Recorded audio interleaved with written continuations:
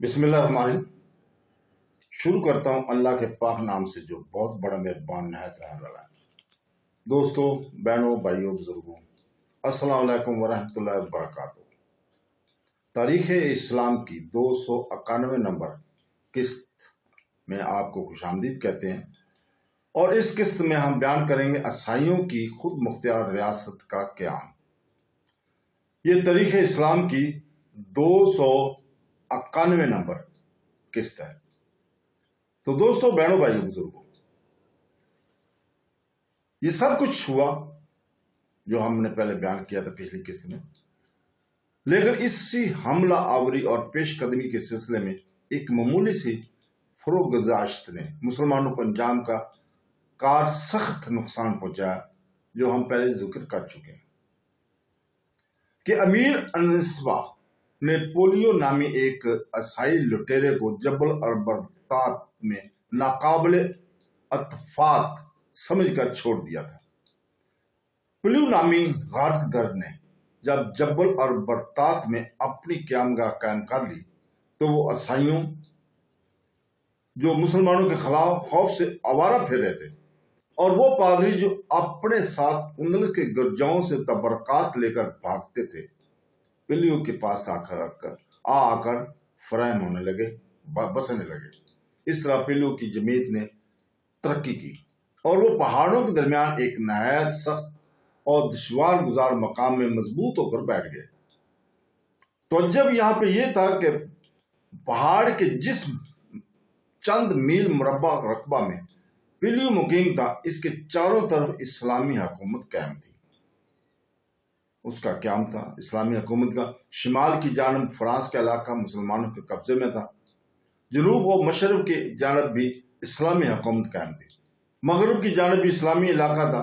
پہاڑ کے اس جزیرہ میں ان عیسائی متمردین کا استحصال کر دینا کوئی بھی بڑی بات اور دشوار کام نہ تھا، مگر مسلمانوں کے ہر ایک سردار اور ہر ایک سپہ سالار نے اس عرش کو ہی فوج لے جانا اور حملہ آور ہونا اپنی بے عزتی سمجھی، اور اس کو اس حال پر ہی یہ سمجھ کر رہنے دیا گیا کہ اس سے کوئی نقصان کسی مسلمان کو کبھی نہیں پہنچ سکتا۔ حقیقت بھی یہی تھی اس وقت کے حالات اور آگے پیچھے دیکھنے کے بعد، کہ پلیوں کو پہاڑ سے نیچے اترنے اور میدانی علاقے میں نکلنے کی کبھی جرت بھی نہیں ہوئی تھی، اور نہ ہی ایسی جرت عیسائیوں کو مسلمانوں کے مقابلہ میں ہو سکتی تھی اس دور میں، اس وقت۔ مگر ان پادریوں نے جو اپنے مذہبی تبرکات لے کر پلیوں کے پاس پہنچ گئے تھے، پلیوں کو ایک مذہبی سردار اور عیسوی تبرکات کا محافظ قرار دے دیا گیا۔ 12-13 سال تک وہ اسی چھوٹے سے پہاڑی علاقے میں رہا، اور اطراف اور جوانب کی عیسائیوں سے اس کو سامان رسد کی امداد پہنچتی رہی۔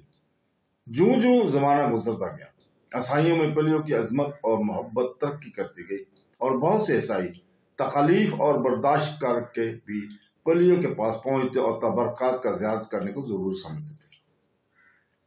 مسلمان ہمیشہ یہ سمجھتے رہے کہ چند عیسائی وحشی پہاڑ کے کھو میں ہمارے خوف سے اپنی جان بچا کر چھپ گئے ہیں، ہماری صورت دیکھ کر فرار ہوتے اور خوف کے مارے ہمارے سائے سے بھاگتے ہیں، ان کو پڑا رہنے دو۔ اس بے پرواہی اور کم التفاتی نے عیسائیوں میں بتدریج جرت پیدا کر دی، اور وہ جرت مند ہو گئے، اور وہ اپنی چھوٹی سی پہاڑی جائے پناہ کو ایک سلطنت سمجھنے لگے۔ پلیو کو اپنا بادشاہ اور محافظ دین عیسوی قرار دے دیا گیا۔ پلیو کے انتقال پر اس کے بیٹے کو اپنا بادشاہ بنا لیا، اور 2-3 سال کے بعد وہ بھی فوت ہو گیا، تو پلیو کے داماد الفانسو نامی کو عیسائیوں نے اپنا افسر اور بادشاہ قرار دے دیا۔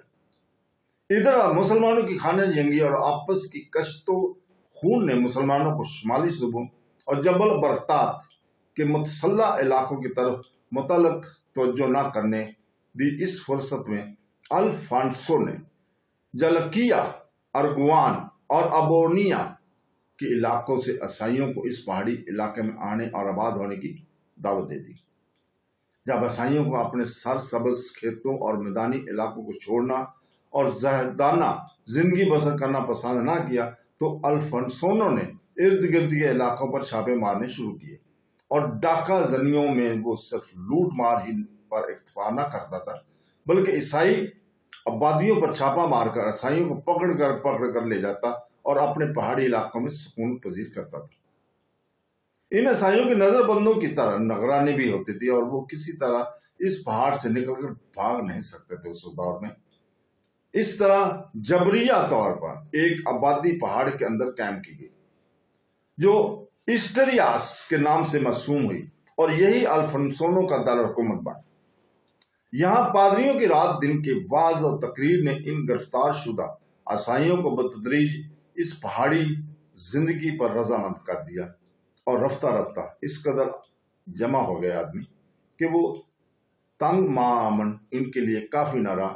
اب الفونسو نے جبل البرتات کے شمالی دامن کی طرف اس علاقے میں لوٹ مار مچائی جو مسلمانوں کے قبضے میں تھا، مگر وہ میدان میں جم کر مسلمانوں کا مقابلہ نہیں کر سکتا تھا۔ تاہم اس نے بتدریج جبل البرتات کے جنوبی دامن سے شمالی دامن تک کا علاقہ سب اپنے قبضے میں لے لیا، اور ایک چھوٹی ریاست قائم کر کے عیسائیوں کا امیدگاہ بن گیا۔ مسلمان اگرچہ آپس میں شریک کشاری ہو رہے تھے، آپس میں لڑ جھگڑ رہے تھے، لیکن اگر ان کا کوئی ایک سردار چاہتا تو جبل البرتات کے پہاڑی سلسلہ میں سے اس کانٹے کو بڑی آسانی سے نکال کر پھینک سکتا تھا، مگر وہ اس حالت میں بھی عزم وار ارادہ کرتے تو صوبہ اربونیا سے آگے ملک فرانس کو فتح کرنے کا ارادہ کرتے تھے۔ درمیان کی اس عیسائی کو ہی جتھے کو قابل التفات ہی نہیں جانتے تھے، جس میں مذہبی تعصب کا دریا موج زن تھا، اور جس کو عیسائیوں کے پادریوں نے مسلمانوں کے نفرت سے مخمور اور مدہوش بنانے میں انتہائی جوش اور خروش سے کام لیا تھا، اور سرگرمی سے کام کر رہے تھے۔ اور اس طرح اندلس کے دور امارت میں اندلس کے شمالی کو ہی سلسلہ عیسائیوں کی ایک خود مختار ریاست کی بنیاد قائم ہوگی، جس کا دارالحکومت اسٹریاس تھا۔ اس عیسائی ریاست کو نہ تو فرانس کی عیسائی سلطنت سے کوئی تعلق نہ تھا، نہ اٹلی کی پوپ سے، مگر اس کا مذہبی تعصب سب سے بڑا ہوا تھا، اور آئین حکمرانی پادریوں کے ہاتھ میں اور پادریوں کو مرتب کرتا تھا۔ سن 138 ہجری میں عبد الرحمن الدخال نے اندلس میں داخل ہو کر اندلس کے دور امارت کا خاتمہ کیا، اور اسی سال ریاست اسٹریاس کا حاکم الفونسو اول فوت ہوا۔